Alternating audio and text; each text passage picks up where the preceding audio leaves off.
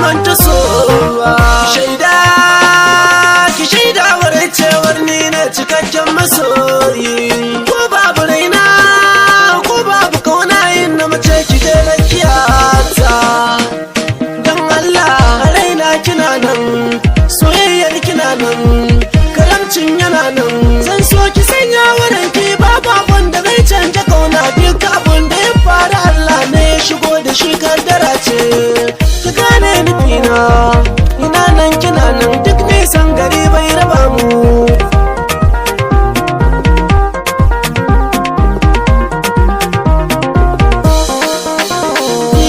kamannin idanu ba su fashi ya gano masoyi don Allah ki karo tunani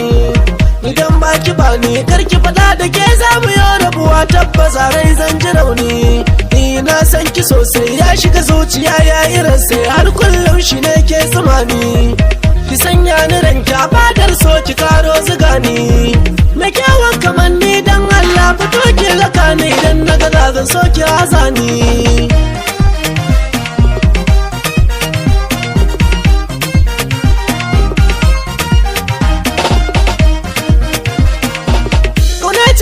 tashi ya saka ni ban manci kona tun asali da ita ce na wanzu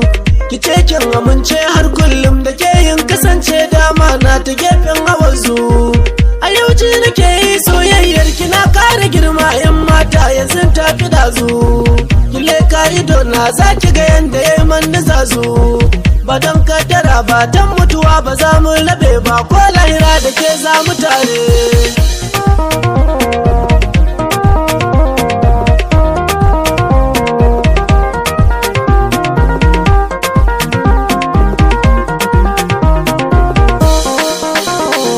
so na san me tuni ba amma dole kumfa na baki kin ce ba za mu rabe ba sai na ga fada ta karbi baki wala da so ban gama ba sai na ga wasu sun sanya kaki san so ki zama lafiya ta har kullum idan na tuna ki so kai wuya na sani sanadin ki ciki na zamto mayaki buri na raina idan kin gane inda gomar ta barki auren ki shine nufi na yarda da ni da sannan sabarki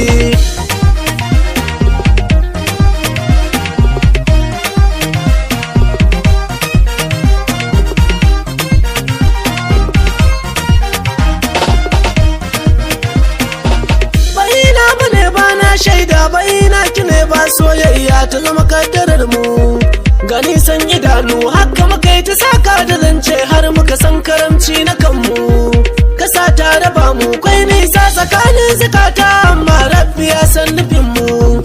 akwai masu kimma tare ki lura sun san shirin mu sabani zuwa ne kar mu bari magautan muna kallon wata ran su gano lagon mu ki gane nufina